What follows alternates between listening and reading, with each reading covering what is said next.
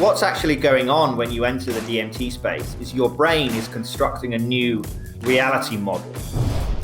I see DMT as a technology for communicating with intelligences that are way beyond anything that exists in this universe. And that's why when I came back, I was so torn about this reality, because I was like, holy shit. Yeah. There are other realities out there that are so much more real than this one. Yeah.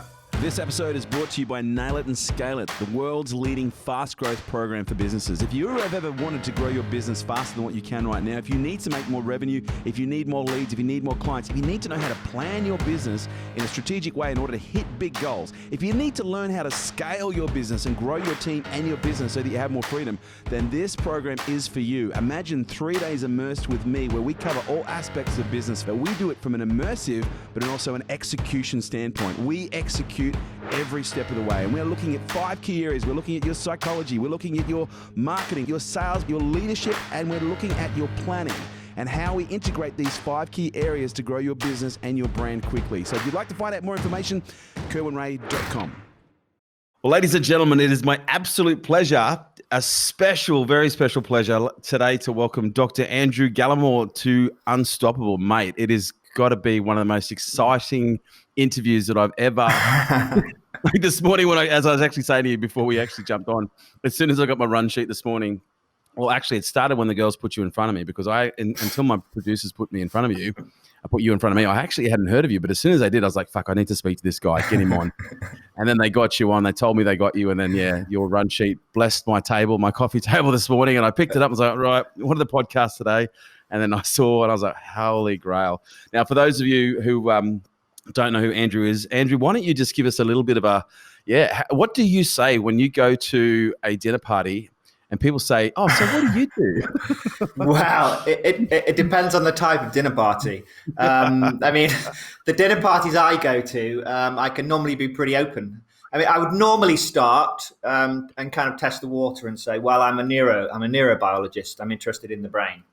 And if they're interested, and hopefully they are, then I might push it a little further and say, well, I'm actually interested in molecules that change the brain. I'm interested in drugs, certain types of drugs, and then we push it. And then eventually we get to, I'm into psychedelics, man. And then either they go, why on earth are you interested in that? Or they go, whoa, that's fucking awesome, man. And then we get into a conversation. So I'm very open about the fact that I'm interested in psychedelics. I don't think it's anything to be ashamed of. This is 21st century, for goodness sake. But still, one does have to be a little bit careful, especially in Japan, because it's still a little bit dodgy here, and people's opinions about drugs generally tend to be irrational. So you can't count on them having a rational opinion about even psychedelics. Often they will kind of lump them together with other, I think you're into meth or something. Yeah, it's right. A bit weird. I am curious though, because you obviously started out with an interest in the brain. At what point was there a divergence into wanting to know specifically about psychedelics and their impacts and their effects? Well, actually, it was the other way around. So actually, I became interested in psychedelics first when I was a teenager. Wow. Yeah, when I was a teenager, I became fascinated with psychedelics. And I thought, I really need to learn about these. And so I actually started getting into more chemistry and pharmacology. So I was interested in the drugs and how they interact with the body. And that's what I did for the first 10 years of my academic career, really.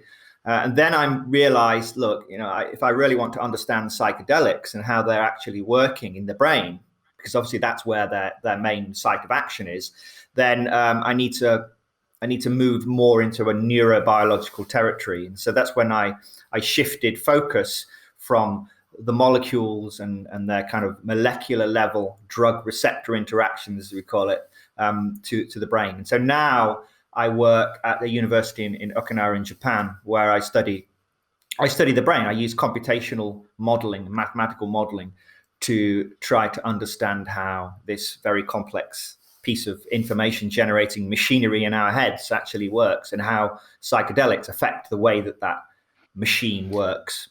And it really is quite interesting because when you start to see the literature, especially the brain scans, and you start to see what the befores and afters look like in a whole range of different scenarios, it really does kind of open up the bigger questions into what is actually going on in the brain and when this is happening, because there is an incredibly high level of function. Now, before we get into that, I am curious to know where did it all start? Was there an experience?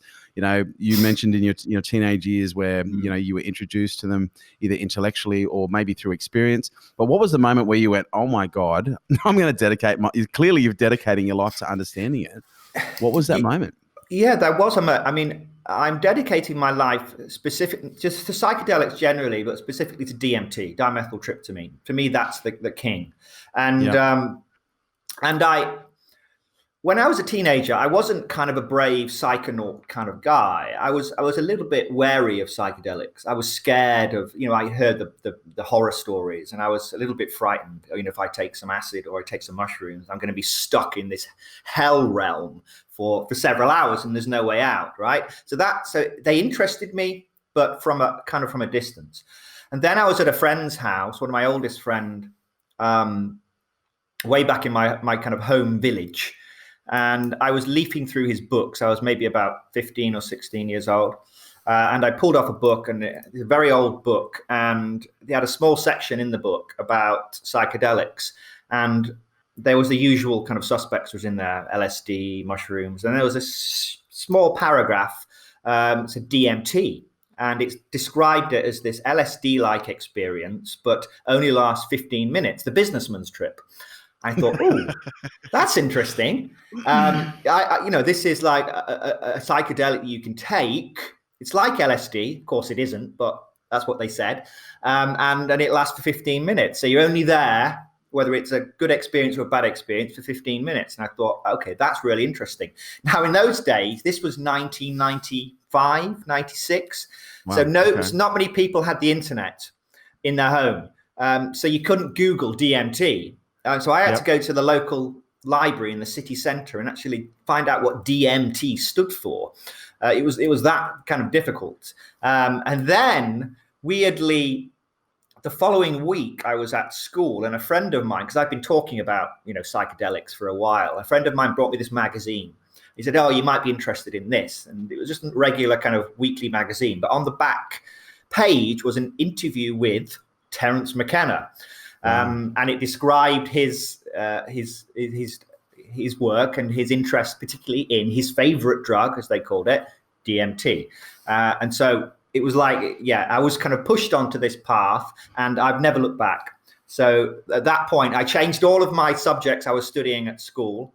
I thought, okay, I need to study chemistry, I need to study biology, mathematics. Yeah. So I completely shifted, got into that, and then through my kind of academic career in university, I was always interested, always moving towards becoming someone who does psychedelic research of some kind, and I'm still on that path. So at what point did you actually get exposed to the experiential nature of your interests, either from an observation and in a medical environment, or like as a subject yourself? So that would have been a couple of years after that. So that would have been when I went to university. So that's of course when for a large number of people these kind of things happen, right? So so initially it was mushrooms, and then a few years later, probably 4 years later, actually when I was in Cambridge, was actually the first time that I came across the great spirit molecule itself, DMT. And that was, I'd been interested in DMT for years before that, of course, since, 5, 6, 7 years. But you'd hear the stories, you'd hear Terence McKenna saying, death by astonishment, and he kind of thinks, whoa, really, Terence? And then you kind of smoke it, like, oh, fuck, yeah. Okay, I understand what he was saying now, and that was a pivotal moment in my life, because it became I went from being someone who was interested in these drugs objectively from the outside to actually being someone who had actually been to that place and knew exactly what I was getting into, so to speak. And that really cemented my fascination. And yeah, here we are. Now, before we go down that rabbit hole, which is going to be a very deep, windy one with lots of intersections, I'm curious to, because again, some people will probably assume, depending on their level of exposure to psychedelics, but specifically DMT, oh, here we go. These boys are going to have a big conversation now about, the drug taking and, all of the negative associations that some people might have associated with these types of substances. What I found really interesting is I got exposed to psychedelics. It was in my, I think it was in my mid-teens, but it wasn't until I think it was my late 20s where I actually picked up my first book on ayahuasca.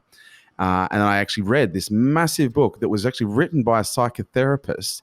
And it was about 56 accounts of patients that she had with chronic conditions around addiction and mental illness that she had not been able to treat. And she had taken them to the jungle and she'd been able to cure or at least create significant levels of significant levels of treatment change in about 82% of them.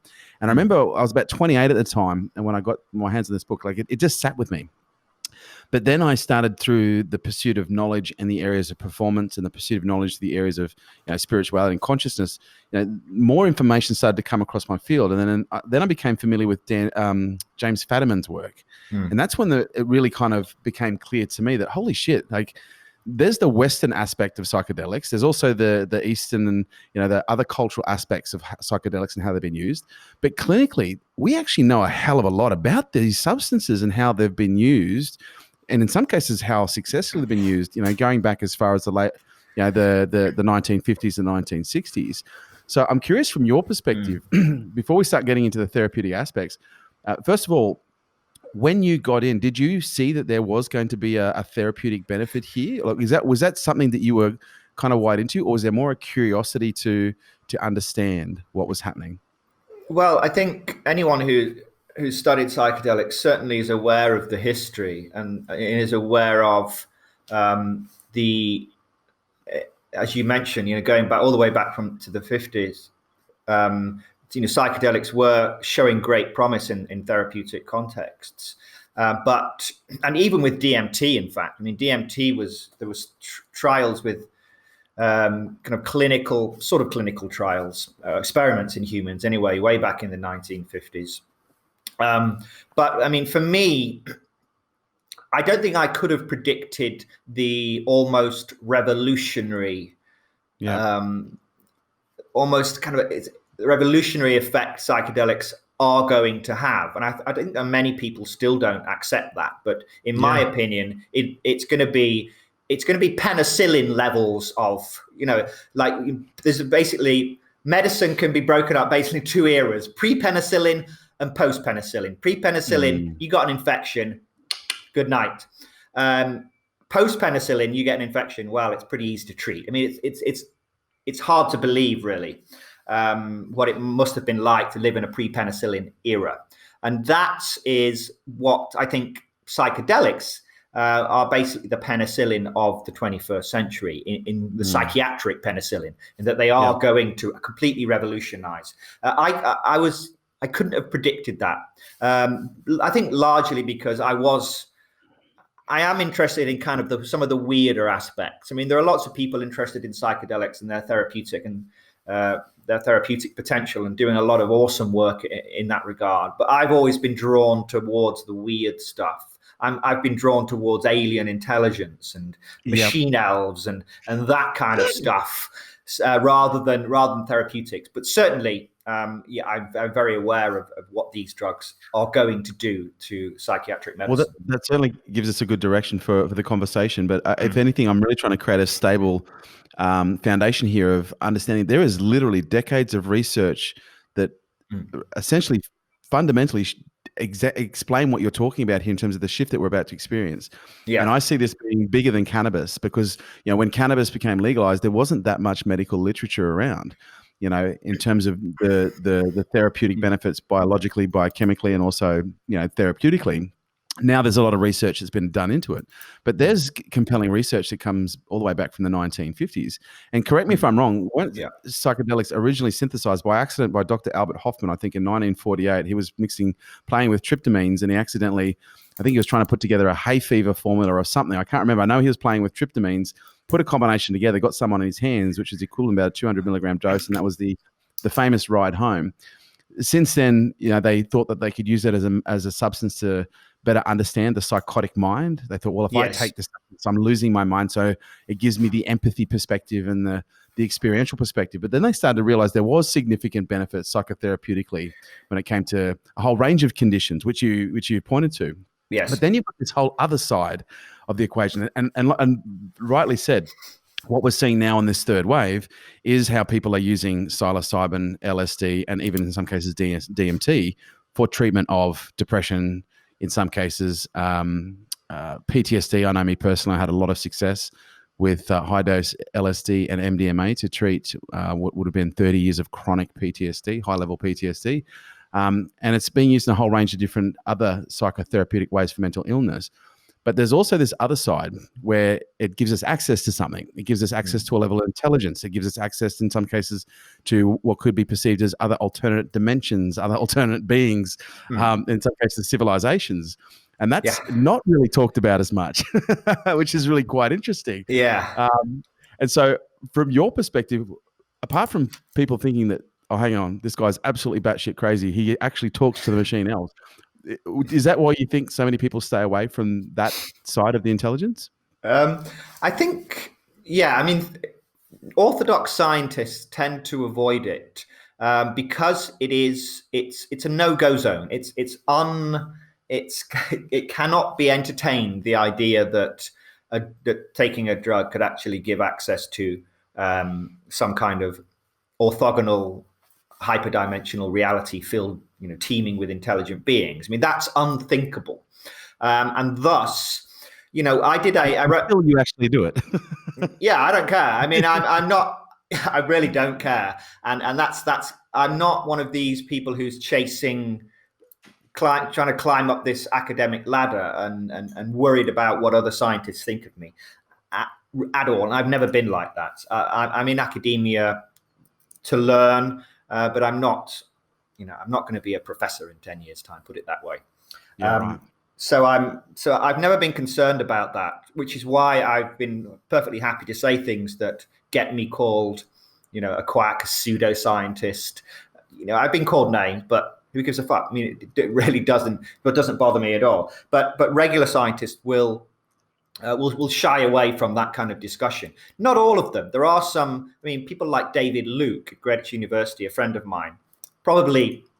Certainly in the UK is I would say the foremost DMT researcher, and he works on psychic phenomena and other kind of anomalous stuff. And he certainly entertains the idea because, once you've been there, the thing is, once you've been to this place, a lot of these scientists have never been there.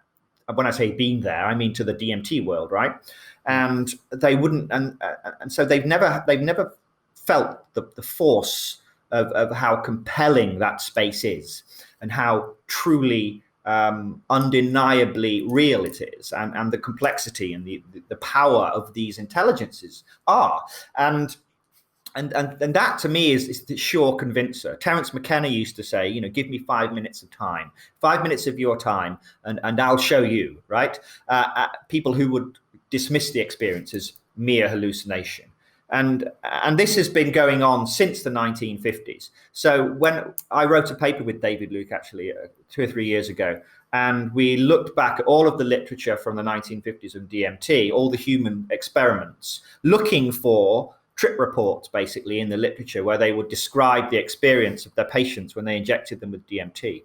All we found most of the time was tiny snippets, and subjects saw complex hallucinations, but there was very little in terms of the actual structure. Doctors weren't interested, scientists weren't interested in what you saw. It was a hallucinogen. It caused hallucinations. The nature of those hallucinations and the structure and the content was not interesting to them.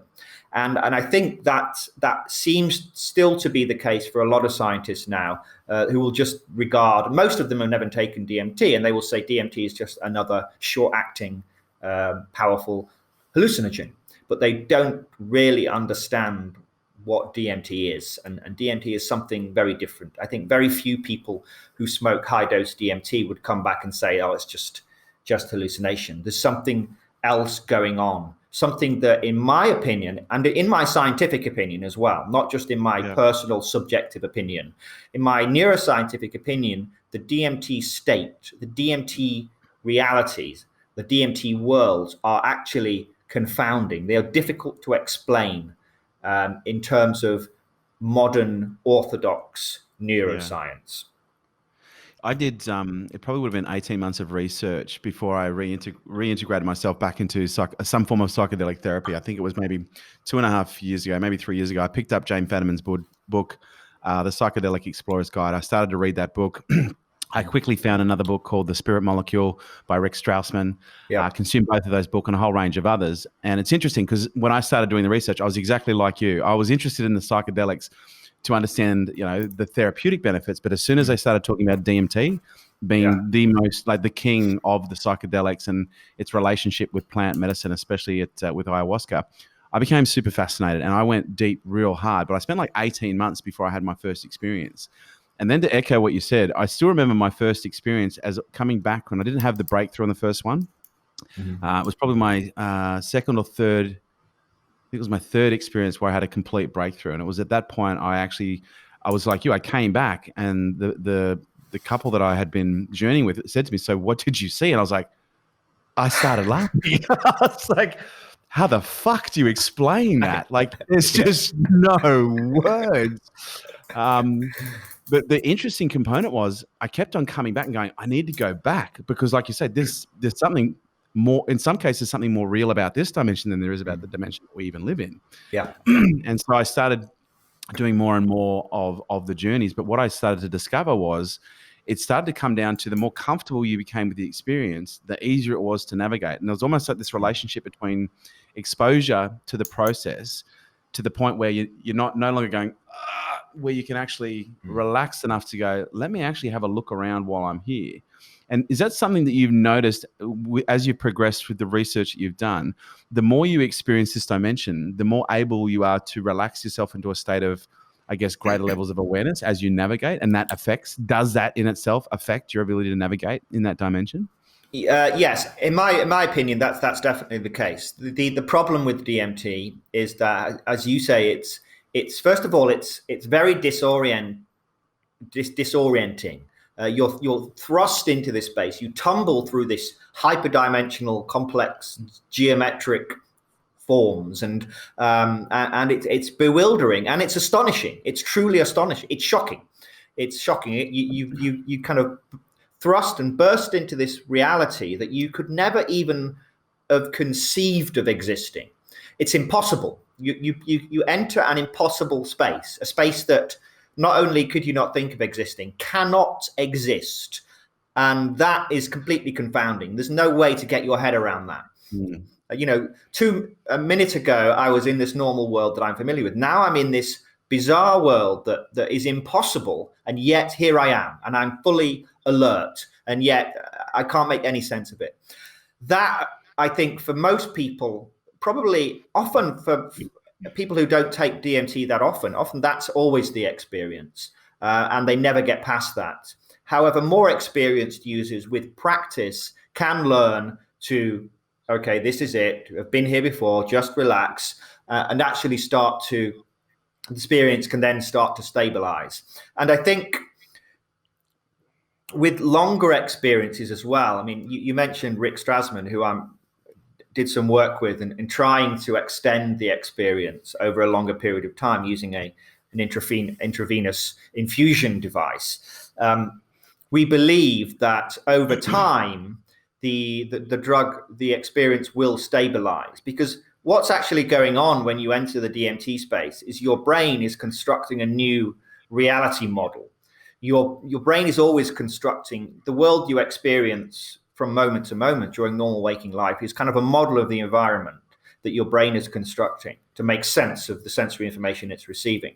When you enter the DMT space, your brain has to construct an entirely new model of reality in order to experience the DMT space. And that in itself is actually quite difficult to explain, because the brain didn't evolve to construct the DMT worlds, presumably. It evolved to construct this normal waking world we're in now. However, we believe that over time, the longer you're in this space, the brain will kind of settle down and start to make sense and pick up kind of sensory landmarks. And hopefully then the space will become more amenable to kind of navigation and even mapping. We've discussed before the idea that you might eventually be able to map in some meaningful way the structure of the DMT space and where you might find specific types of entities and that kind of thing. How have you found as a traveler managing what dimension that you slip yourself into? Because obviously, depending on, settings, so many different variables, oftentimes you can take the same amount of dosage, but you'll end up somewhere completely different, in a completely different context. What are some of the things that you've learned when it comes to navigating a re-entry into dimensions that you want to frequent, that you've got some familiarity with, or that you've seen, you go, well, I want to go back there. How do I get back to that one? It's difficult and it's very unreliable. It's kind of like, I always imagine if you were an alien and you were dropped to a random position on Earth. You'd be on Earth, but whether you landed on rush hour in Hanoi or whether you landed in the Siberian tundra, it's going to be essentially two different worlds you're going to experience. And imagine that, but with a space that's contains many more dimensions and is infinitely larger and more complex. It's not surprising that every time you go there, you tend to the weird thing about the DMT space is it's very distinctly DMT-esque. Instantly, as soon as the vapor goes into your lungs, instantly, okay, oh fuck, here we go. And there's this very distinctive carrot. Yeah, exactly. There's that carrier signal. There's something about the geometry that's very DMT-esque, and as you're going through.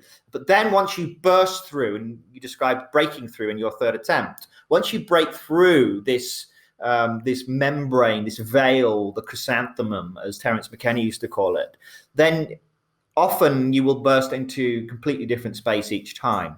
There are a number of types of spaces that people often refer to and say, oh, have you been to the dome? Or have you been to this particular area or that area? Or have you met these kind of beings?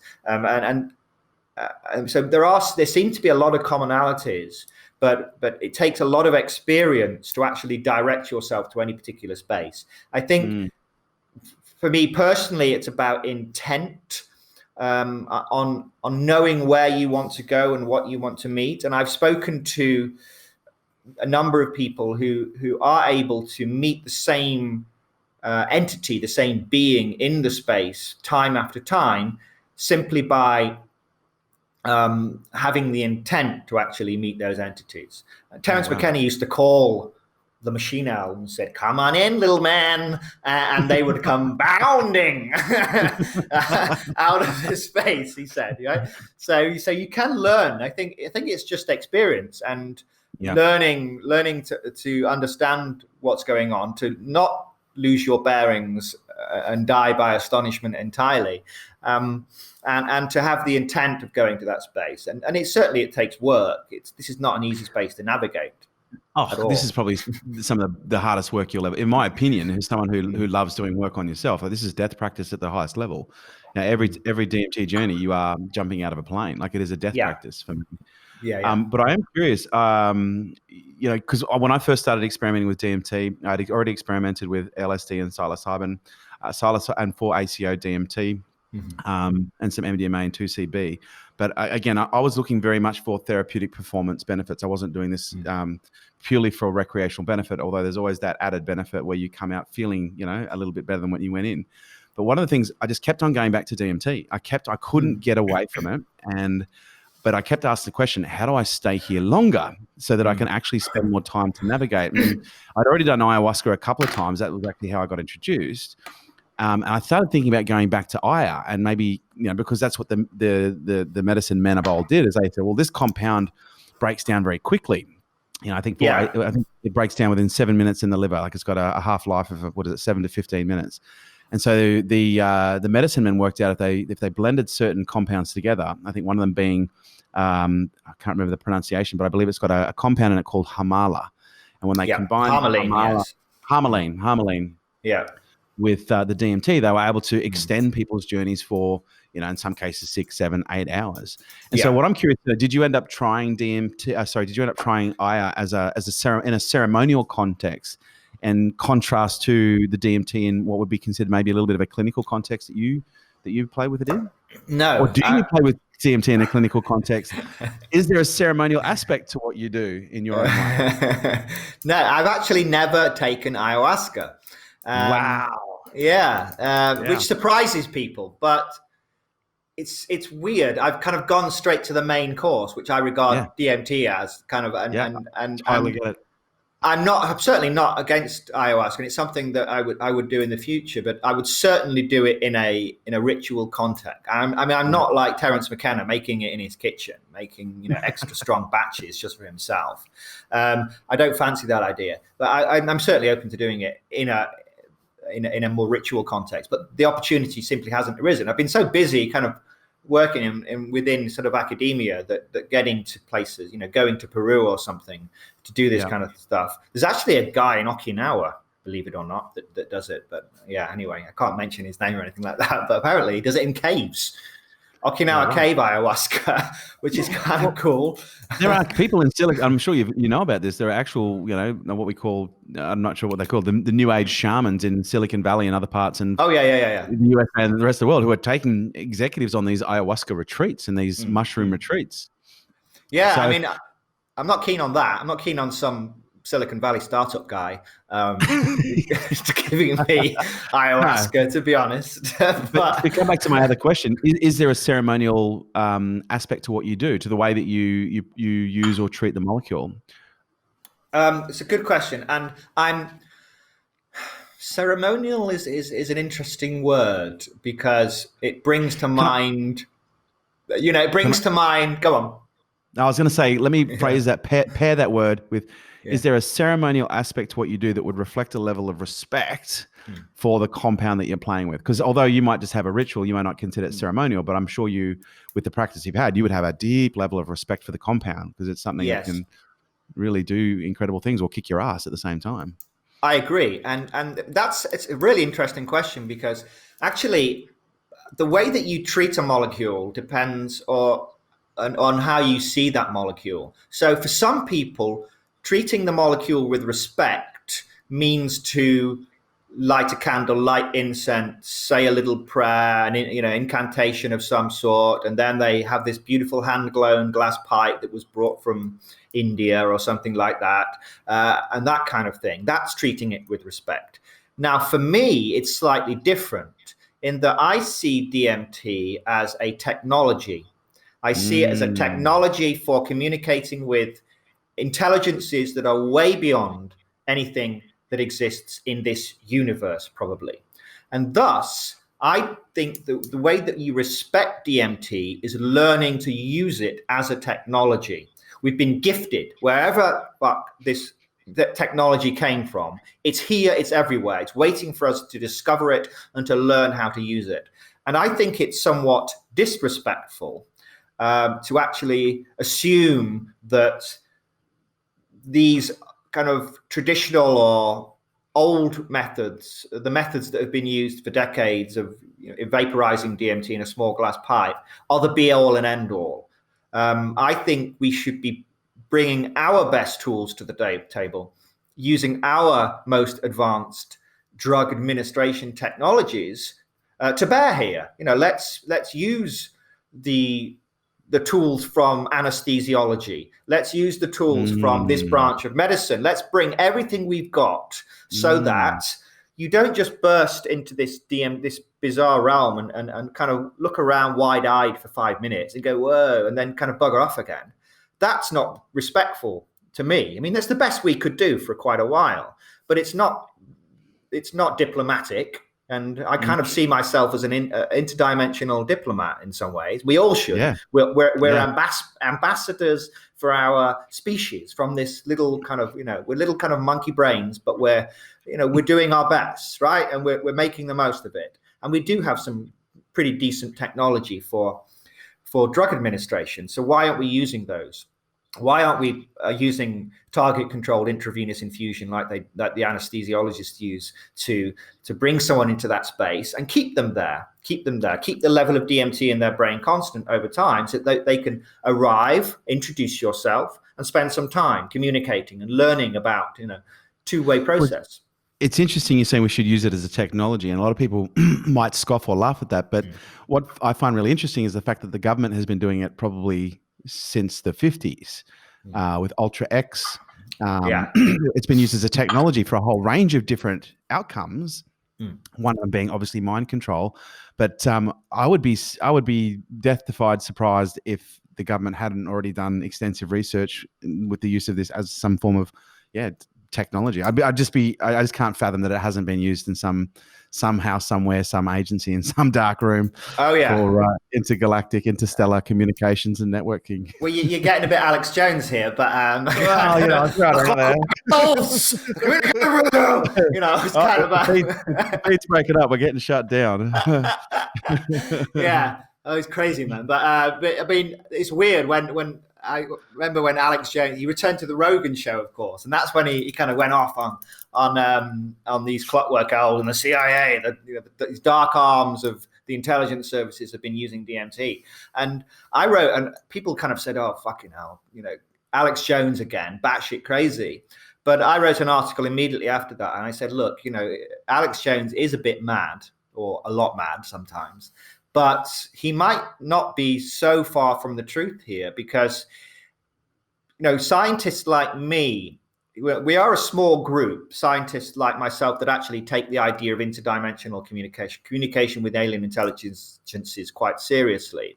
And if there's people like me now, there certainly would have been people like me in the past that had perhaps even people within the intelligence services. So there's no doubt the intelligence services would have known about DMT. It's one of the big four psychedelics. So they work with LSD, certainly, as you mentioned, and used it for rather nefarious purposes. And so it would surprise me a lot if they hadn't worked with DMT. And the question is, what did they do with it? What did they discover? Were they, in fact, did they discover a means of extending the experience and to actually put subjects into contact with other intelligences over an extended period of time? And this is the kind of thing we're kind of rediscovering now, I think. So has there been any experiments done with the anesthesiology technology to be able to administer, almost like a consistent dose that enables people to, essentially stay in that world either for an unset amount of period or just an extended amount of period of time? Yeah, so I wrote a paper with Rick Strassman in 2016, and we basically it's not straightforward in that you can't just kind of give somebody a steady drip and kind of keep them there, because drugs, when they enter the body, they're entering a very complex system, and the drug will be metabolized and distribute through the circulatory system before it even gets into the brain, and then it's metabolized again. So you need a mathematical model, what's called a pharmacokinetic model, that tells you all about how quickly and where and how fast the drug is metabolized, how it's distributed, and the rates of all this stuff. And so you can model over time, mathematically, the levels of drug in the brain, and you can actually devise the correct dose over time so that you can bring someone into the space and then actually hold the level of drug in the brain reasonably constant or within quite a narrow window over time. And so it's not straightforward to do. And so, right. But there's a group in London who's working on implementing this model that myself and Rick developed in humans, but it still needs work. It was really a proof of principle paper that we wrote to show that actually the kind of special, unique pharmacological peculiarities of DMT means that it is actually amenable to be used in this way. Yeah. What have you found effects? Because again, we're now talking about getting people into the realm where we can keep them there at a stable level, where the bloods are stable. But then, when it comes to the psychonaut themselves, how are they able to maintain that? I guess you'd call that dimensional level, because I'm assuming you're traversing a range of different dimensions depending on where you break through. That's an assumption on my part, anyway. But then, what have you found have been the most important things as the traveler when it comes to maintaining, because obviously you've got the equipment that can maintain blood level, but what have you found is required at a psychological level to maintain navigation without essentially falling through a range of different categories because your mind is perhaps a little bit untrained or untamed? Yeah, the answer is we don't know because we haven't tried it yet in humans. But yeah, I think as you suggest, it's going to be challenging, and as I said earlier, what have you learned? It's going to take experience when it comes to the psychological intersection of navigation. Because one of the things, obviously, we've all observed in that process is wherever your mind goes, you just follow it. And it's some of the most profound experiences I've had is when I've had a level of intent on where my mind was going was number one, and the second one was where I had nothing in my mind. I literally had nothing, and that was the most incredible experience. There was a zero. There was like an empty space. Like I had maybe, it felt like it could have been a 7-minute Satori. It could have been 20 seconds, maybe even 2. But what's your experience there? For me, I'm not that good at it. I tend to lose control a lot.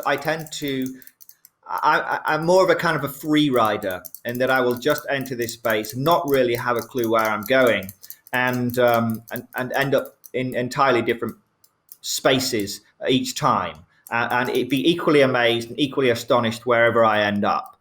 Whereas other people I know who I've spoken to are much more skilled. I'm very good at the kind of the neuroscience and explaining things and thinking about things, but there are much better people than me, much better pilots than me. I kind of build the plane and they I get they fly it. Everyone has their role. No, I get it. I get it. I totally get it. I think some people, they will be found. These people exist, people who really are very, very familiar, and they're often people who are older people. Normally, we're not talking about psychonaut teenagers who are just kind of off their faces 24/7. Often these are older people that have been meditating for 40 years and are experienced with very, very large numbers of drugs and all range of different states of consciousness and different types of meditation and stuff.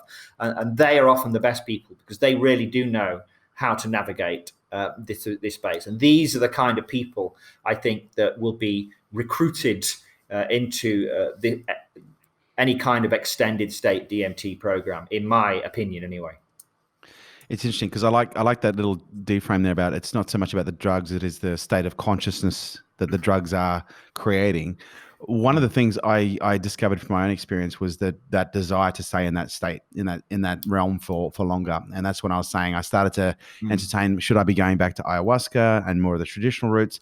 And then I came across an environment where I found what's now referred to as pharmawaska. I don't know if you've heard of pharmawaska. Yes. Yeah. Which is just the DMT fumate with the harmaline.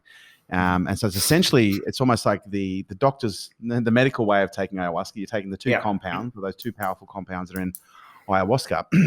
But I found it to be a radically different experience. It was not even in the same ballpark. And the only thing that even came close to contextualizing it was when I accidentally inhaled about 200 milligrams of liquid DMT when I got the tuning settings on my vaporizer wrong. I was looking for an easier way to fly. Yeah. And I actually had liquid DMT and I put it in a really nice, a really beautiful vaporizer, but I was trying to work out the ampage and the wattage and the burn rate.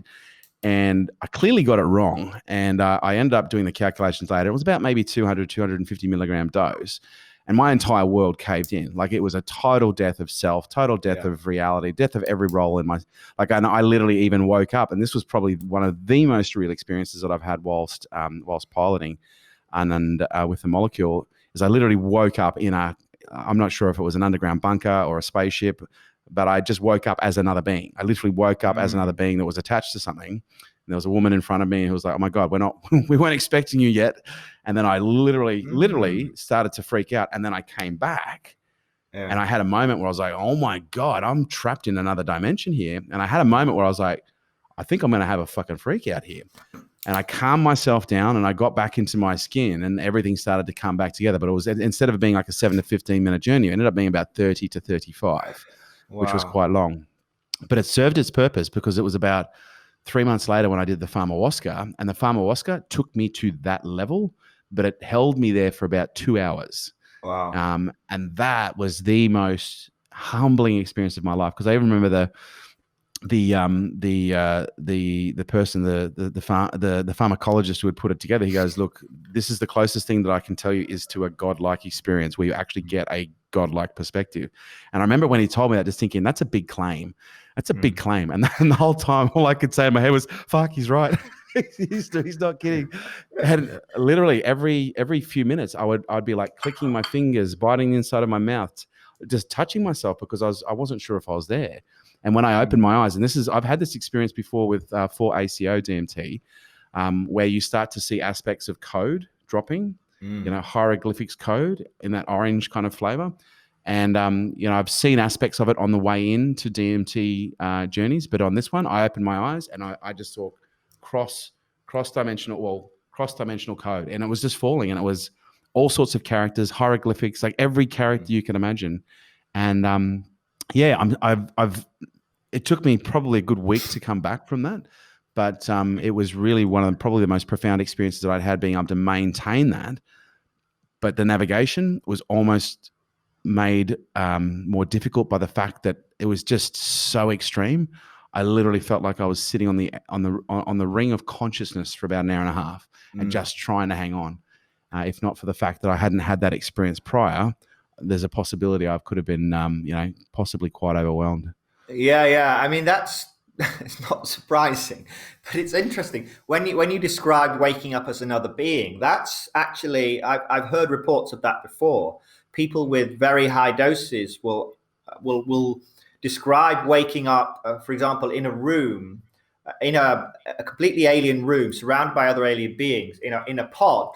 And then there are two alien beings over them, and they say, "So, we brought you back for maintenance, or we didn't expect you back," that kind of thing. And I've never experienced that, but it really kind of shows you. I mean, that experience is completely real to them. It's as real as the experience of being. It was the most real now. experience I've ever had in my entire life. And that's why when I came back, I was so torn about this reality, because I was like, holy shit, there are other realities out there that are so much more real than this one. Yeah, exactly. And when I was like, I literally felt like for a good hour, I was shown the logistic network of what's maintaining this level of reality. And so when I came back, I was just, all I could do was just, say wow for a week. I just was in total awe. Yeah, exactly. So, DMT it seems to show you these, often the underlying structure of things. And that, I think, is often as overwhelming and terrifying and astonishing as anything else. Anything, as well as these kind of intelligent beings, it's also being shown how it works, and having had no idea it worked like this. And what is our relation? What is the relationship between our flimsy little three-dimensional reality and this incredible system that's maintaining it, and seeing behind the curtain and going, that is astonishing. And I've certainly seen that before. I think one thing that tends to happen for many people is there is a difficulty in bringing information back. So you will often be shown these things, and then your brain, either it's a defense mechanism and your brain is saying, okay, I'm not, you're not seeing that again. I'm not allowing you to remember that. Or it's actually the brain is struggling. Once you come back to this normal low dimensional, 3-dimensional reality that we exist in, normally, it's very difficult for the brain to formulate a memory. I mean, memories are partially reliving. When you remember something, your brain is kind of reconstructing it, and it's very difficult in the absence of DMT being there. Very difficult for the brain to kind of reconstruct what happened to you. And so people will, Terence McKenna was saying this back in the 80s, people will be rambling. They'll come out of the experience raving and raving. Oh my God, oh my God, oh God. And then 5 minutes later, they're like, what happened? And it's all gone. It's like sand going through your fingers. It's there and then it's gone. It's like, so write it down as soon as you get back. Is always my whatever, or speaking to a microphone is probably much better. Speaking to a microphone, just get out, rave, and then go back to it. You might be able to piece something together. But again, people seem to develop skills in bringing back information as well, and learning to remember the experience. And I think, as you said, that comes through experience, because the more you experience the dimension, the less stressful it is. And then in most cases, the less fear that you have around it, which would enable you to be, operate cognitively at a higher level for retention purposes. But I guess when you look at the early human experience, specifically with DMT, a lot of the earlier cultures, South American specifically, and other cultures, I think the Aboriginals I understand, also used to have their methods for extraction for DMT. But I'm curious, they used to refer to it as an intelligence, but oftentimes I'd refer to it as an intelligence called mother. Or Mother Earth, or giving people access to, a network that enables them to communicate with, Mother Earth, or another level of frequency of, on the planet. What's your take on that, or your interpretation? Well, I think Sorry, I was going to say, yes, we've covered it is a technology, but I guess this is a little bit more contextualization, because it's been used as a technology for thousands of years. I just guess our relationship with that technology has moved perhaps from one of being very earthbound, although multidimensional giving, to now where we're looking at as being, almost like, well, it's now technology. Pharmawaska, they're talking about producing pharmawaska in pills where psychiatrists can actually administer it. Yeah, I think what's clear is that since in the entire history of DMT use, whether it's in these traditional preparations, this decoction known as ayahuasca, or through snuffs or whatever, it's been pretty obvious to everyone that's used DMT from the very beginning that there is some kind of it's giving access to some kind of intelligence, to some kind of other apparently conscious beings that appear to be much older, much wiser, much more intelligent. And so it's perhaps not surprising that in indigenous cultures, this is seen as mother. In modern cultures, we might see it as God, or as the alien intelligence from the stars. I think in all cases, you're looking perhaps at the same kind of phenomenon, but through a different cultural lens. In the indigenous cultures, they have their own worldview, which is plant spirits, whereas we have a very different one. In the 1950s, for example, when people were doing experiments with DMT, they would often describe seeing gods or spirits. Now that is a very much what you would expect in the 1950s, whereas now people would refer to them more as being entities or aliens or something like that. I think often perhaps people are seeing the same intelligences, and they have the same idea that these are much more powerful and older and more intelligent, but they just interpret them in a different way, I think. Interpretation. Okay. That makes a lot of. So, mate, I know you've looked at this in a very different lens than most other people, but I'm sure with your experience, you've probably identified that there are certain personalities that really shouldn't, even consider doing this type of work, or journeying on these types of experiences, or taking these types of experiences. Like, what have you learned when it comes to identifying, who really should be, following this path and perhaps exploring. And again, always under the context of research. And as I said, and I want to just make this really clear, I did about 18 months to almost 2 years of research before playing with the molecule, extensive research, reading, hundreds of articles and, having dozens of conversations before exposing myself to the experience itself. And I was doing it with a very high level of awareness around the potential dangers, shortfalls, and everything in between, and which I'd categorize as a very responsible way to do it, which is what I'm echoing here. But I've also kind of realized that there are certain personalities in my experience that probably are best to stay away from it. Most of those personalities know because they're just not interested. But have you kind of identified through your experience that maybe there's a few things to watch for that would suggest that people should maybe not even entertain the molecule? I mean, obviously there are medical conditions. I mean, there are psychiatric conditions where obviously I would never recommend as such that anyone goes out and takes these drugs. Psychedelics, it's a very personal thing.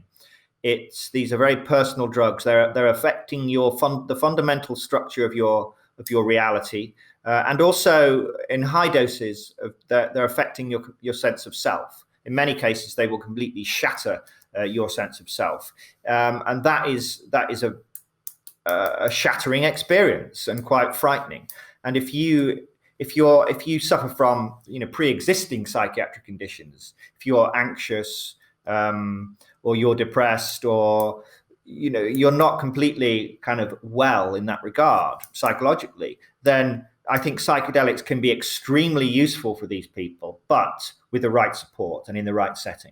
So this is where you go to hopefully in the next 10 years or so, they're going to be more and more psychedelic. Well, I'm sure there will be more and more psychedelic, professionally trained psychedelic therapists who will be able to give you that support.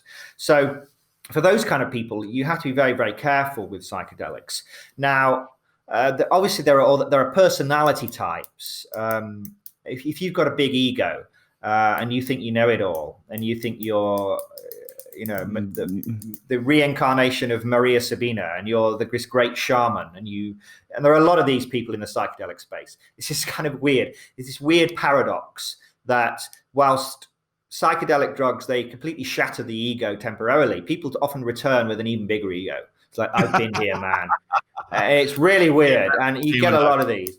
If you go into the Facebook group, the psychedelic Facebook groups, man, I've been in a few kind of scuffles on there. Believe me, people saying you don't know anything, man. You're just a kid. Like you'll learn one day. Fuck off. I get bored. It's pretty boring actually, but there are a lot of those kind of people, and they are pretty tiresome. To be honest, and even with DMT as well, I think there's a tendency with some people, once they go to this space, to think that they may well have seen it all. They may well have seen the underlying structure of reality, but that doesn't make you special in any way. And everybody, it's a very democratic drug, DMT, in that pretty much anyone can extract it from readily available plants, and anyone has access to this space. And none of us really know what's going on. Some of us are trying to work it out, but none of us really know. So people who think they've got a handle on reality, and they've got a handle on what DMT is and what it's doing, often are the ones that are going to get spanked when they go into this space with that attitude. Humility is key here, always the case, right? In everything in life. This is why I love Japan so much, because it's all about humility. Never be arrogant, never be disrespectful, always be humble, and go into the DMT space with that same attitude, and you'll be much more likely actually to have a positive experience if you go there just accepting, I don't know fuck all what's going on, man. I just want to meet these people, these individuals, these entities, these intelligences, and ask them, what can you show me? What can you teach me? That's a much better attitude than going in there and, as this great shaman of the 21st century. So one of the things I found really interesting is how once you experience DMT, you see it, you smell it everywhere. Like you start to smell it in nature, you start to, in some cases, smell it on people's breaths. And it becomes a kind of a realization where, holy crap, this stuff is everywhere. It's all around us. But also it's inside us as well. Like our lungs have one of the highest concentrations of DMT. as does, the pineal gland. And I've, discovered breathwork, which you might be familiar with, holotropic, and a range of different breathing techniques that I've actually been able to, in some cases, replicate mild breakthroughs without any DMT intervention whatsoever, which adds an enormous level of curiosity, but also an enormous level of potential for further treatment, depending on regulations and how they, how they change. Have you got any anecdotal or experience when it comes to breath work and how that's been used? So there's a number of interesting points you made there. And I think in terms of DMT being everywhere, actually, when I first arrived in Japan, I would smell it in the bathrooms, all the toilets. I think the cleaner they use commonly in Japan has this indole kind of smell. So everywhere I was going, it smells like fucking DMT in here, everywhere.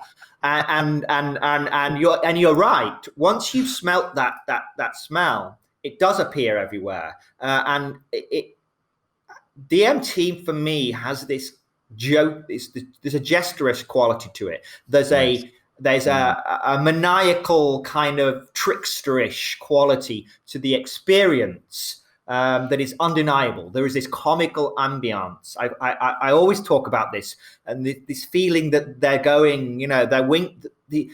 I often describe it like the universe is winking at you. When you first take that first lungful of DMT and say, okay, do you get it yet? Do you get the joke? And like we live within this cosmic joke, and we take it seriously, and we think, this is the real thing. This is reality. We have to take it seriously. But these beings are going, come on. Surely you realize now that it's just one huge joke. And I see DMT being everywhere as being part of that. It's like, okay, we're just going to place DMT absolutely everywhere. It's going to be in their noses. It's going to be in their bodies. It's going to be in all the plants and animals around them. But they're not going to work it out. And it'll be fun when they do, right? I kind of get that feeling. I think that's perhaps part of it. And in terms of breath work, it's not unusual people to describe that, and certainly we know it's made in the body. We don't know where it's made. I'm glad you mentioned the lungs, actually, because you're right. It's not actually, we don't actually know there's a lot of DMT in the lungs. What we know is that the key enzyme called it's a type of methyl transferase. Basically, it's responsible for kind of finishing the DMT molecule chemically. There's a lot of that in the lungs, highly expressed in the lungs. Yes, in the pineal as well, but I think the pineal is so tiny that it's unlikely that it's capable of producing sufficient quantities of DMT. But the lungs certainly would be, and that might connect to breath work. If you're doing certain types of breath work, perhaps breath work that induces hypoxic states. So people talk about like Wim Hof breathing, where you're actually becoming quite hypoxic. And DMT release has been linked by certain scientists, perhaps as a protective mechanism for the brain when it goes into a hypoxic, so low oxygen state. And so I've never experienced that. And there's been no studies that have demonstrated that people are actually having a DMT experience under these circumstances, but I wouldn't rule it out. And I think work needs to be done. It's interesting because I'd done breath work for a number of years, and I'd done Wim Hof a couple of times. But it wasn't until I did a fast. I did like 6 weeks of juice fasting, and then I did 5 days of water fasting. And I did on the last 3 days or 4 or 5 days, I did the breath work every day, and I had nothing in my system. I had no food. I was completely empty. And I was actually having what I'd call a mild to moderate level breakthroughs that when I was coming back, I was going, holy crap, I think I've just found the lucky button. But what I have heard also is searching that for years. I don't know, right?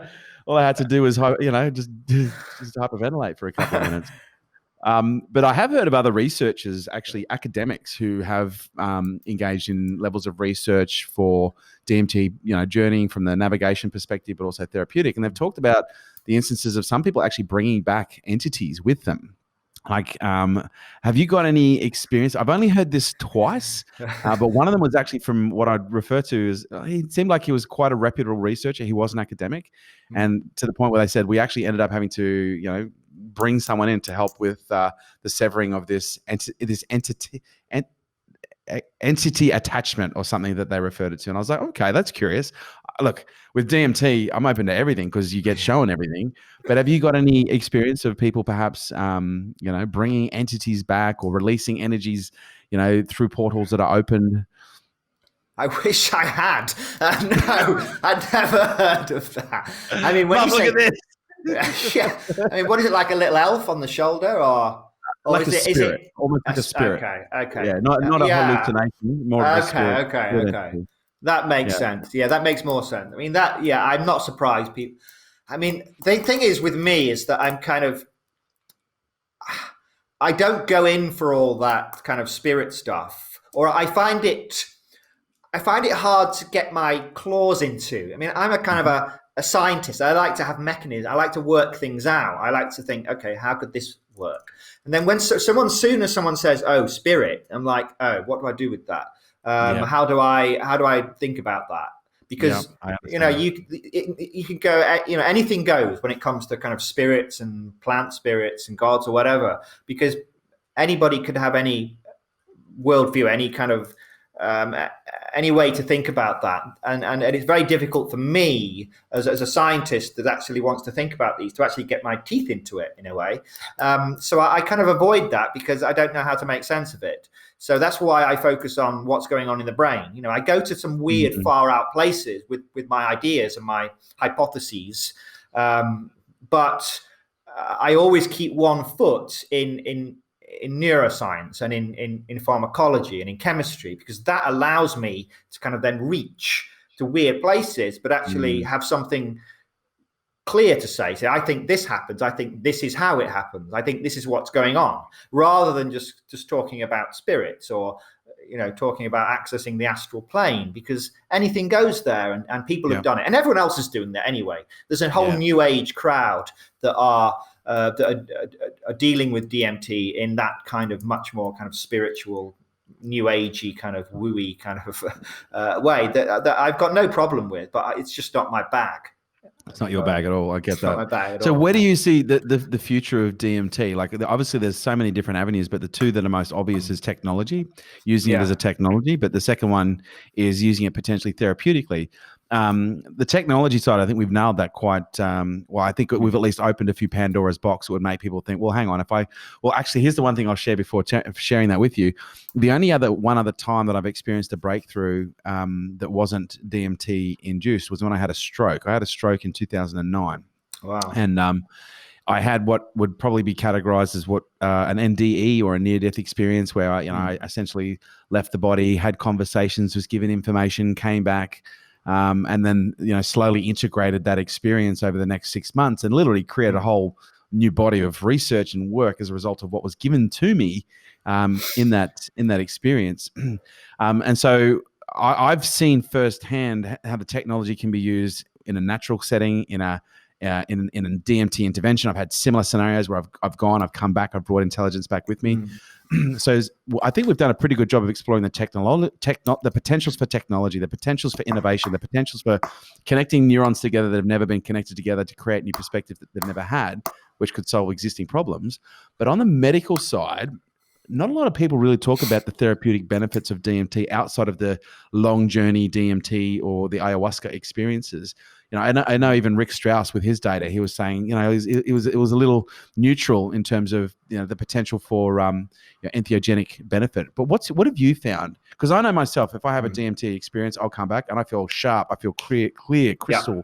For the next few days, or even a week, I feel like I've just got a little bit of an extra bump in my step. And so I've seen performance benefits, but have you seen anything at an entheogenic level? I personally have experienced what I'd say have been entheogenic experiences where I've come back feeling better, lighter, more whole, I guess you could say. But what's your experience? Well, certainly. I mean, all the psychedelics that anecdotally and clinically, people will report a lift in mood for several days or weeks following the experience. And of course, magic mushrooms or psilocybin and LSD, they get all the press in terms of therapeutic, because those have been certainly the most well studied. Also ibogaine for addiction as well. But DMT doesn't really get much of a look in. I think part of that is because it's historical in that in the 1950s and 60s, when work was being done to treat, like, alcohol addiction, for example, they were using LSD. And LSD and psilocybin in some ways are easier to work with, in that it is a longer experience. You can lay someone down on a bed and put eye shades on them and let them kind of ride the experience, the gradual build up and the peak and then the come down. It seems to be naturally suited to kind of therapeutic work, whereas DMT, it's like, and then you come back. It doesn't seem to be, at first glance at least, ostensibly a good tool for therapeutics. However, I think that's probably something of a misrepresentation of the potential of DMT. And Rick Strassman, I've spoken to Rick about this, and he agrees, and he feels that the benefit that DMT has, particularly with this new infusion technology that myself and him developed, is that you don't have to just inject somebody and kind of fire them out of the cannon. It is possible to move them into the experience, push them deeper. If they're having trouble, or they want to kind of come back and integrate, you can pull them out. You've got a lot of control because it's so short acting. You've got so much more control than you do with psilocybin and LSD. I think LSD and psilocybin are awesome and probably extremely useful in many, many types of conditions. However, there might be times when you don't want to just have someone in this space for several hours, but you want to let them dip their toes into the water and then bring them out again, talk to them, and then push them back, and then push them maybe a little bit deeper. And so there is a huge potential for controlling the level of the experience over several hours that you don't have with LSD. So I think DMT will find its place within the psychedelic pharmacopoeia of therapeutic psychedelic agents. But it's the other drugs have had much more of a head start. But I think in the future we are going to see DMT having a much greater role in therapeutics. Yeah. Well, it's funny because we're now hearing terms like pharmawaska being rolled around at at equity levels, at venture capital levels in the US Wall Street. Now there's a number of people I'm aware of that have been looking at it for quite some time. For therapeutic interventions. So I think this is just the beginning, and it's good to bring you on, Andrew, to be able to have a chat, because oftentimes when we talk about psychedelics, we talk about it very much in the therapeutic context. I think we've opened something here that'll encourage a few people to expand beyond just understanding it, because there's an enormous value there therapeutically in psychedelics and also in DMT. I've experienced firsthand. But as you say, I think where we're really kind of untapped now is, I'd even say the fourth wave, which is the technology, not just looking at it as a way to radically change the landscape of psychiatry and psychology and psychotherapy, but also radically change innovation, development, technology, and just the general concept of who we are, where we are, and what else is out there. Yeah, I agree entirely. And there are, as I said, there are many people now. I think the clinical side of these things, the therapeutic side, is being well taken care of. We're in very good hands there. And, I know a number of these researchers, and there's no doubt that they are going to drive this revolution in psychiatry. But there has to be a space for people like myself, people who actually say, well, actually, these experiences do seem to gate access to some extremely bizarre and extremely powerful intelligences. What are we going to do with that? Are we going to dismiss it and just assume this is just pure hallucination? And that's what scientists have done for decades, is to say it is just a form of hallucination. But actually, my approach has always been, first of all, does that even make sense? It's an assumption to say it's just a hallucination. But when you actually look at the neuroscience of hallucination, the neuroscience of how our world model is constructed, it's actually difficult to explain how the brain is suddenly able to start constructing this bizarre alien reality, and why it would do so in the presence of the most common by far the most common plant hallucinogen, the most common naturally occurring psychedelic drug, is this extremely simple molecule that's found everywhere. And suddenly, when it enters the brain starts constructing bizarre alien realities filled with alien intelligence. that is not easy to explain. As people will tell you that it's easy to explain, or it's just your brain tripping, man. But as a neuroscientist, I can assure you it's very difficult to explain how the brain actually knows. I always describe it like a young American child who only speaks English suddenly starting to speak fluent Siberian Yupik, a completely alien language to them. And that's really what the brain is doing. The brain is starting to speak an alien language, in that it's starting to construct a completely alien reality that bears no relationship whatsoever to this reality. And it does it effortlessly. Within 30 seconds of you inhaling this drug, your brain is building this world with absolutely crystalline clarity, hyperdimensional reality, filled with intelligent beings. That seems to represent this higher structure of reality, of which our normal reality is just a part.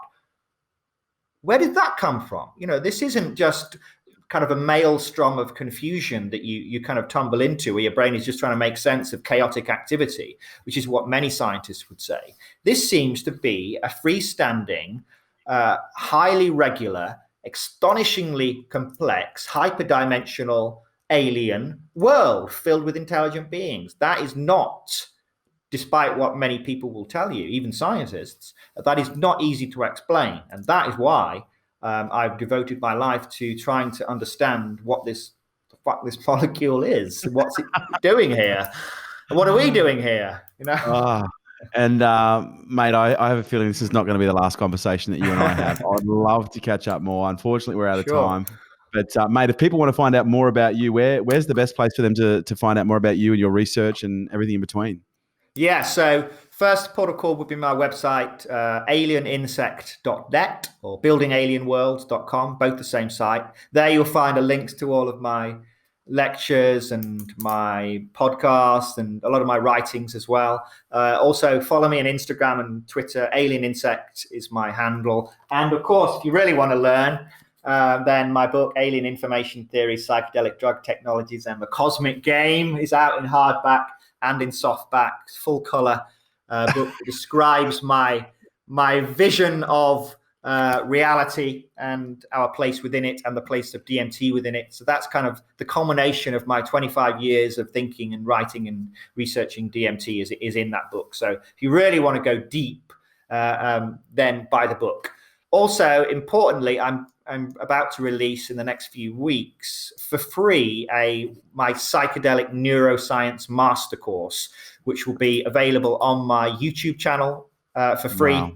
For the foreseeable future. So if anyone's interested in really learning what's going on in the brain when someone takes psychedelics, all the way from the level of how it binds to receptors, through to how it affects brain cells, through to how it affects global brain activity and the structure of your reality. If you want to learn all of that, then in the next few weeks, again, if you go to my website, there's a course page where you can sign up for updates on that.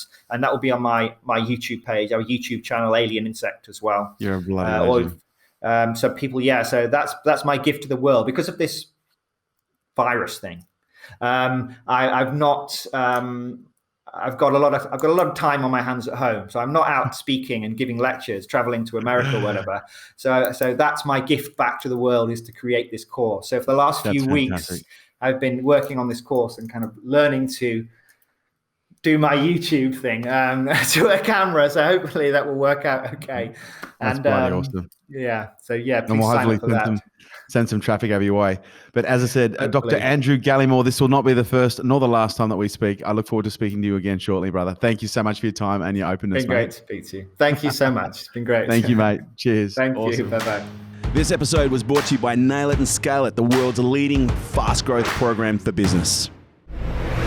There you have it, guys. Thanks for tuning in to Unstoppable with me, your host, Kerwin Ray. And please do not forget to subscribe to our YouTube channel where you get to see all of these interviews in the flesh. Share this podcast with your friends and drop me a review on iTunes. I would love to hear what you guys think, and also let you know your comments help make sure that we keep producing killer content just like this. And if you'd like to stay up to date with all of my movements, upcoming podcasts, events, and much more, please jump onto the website kerwinray.com and also check us out on all social media on the handle @KerwinRay.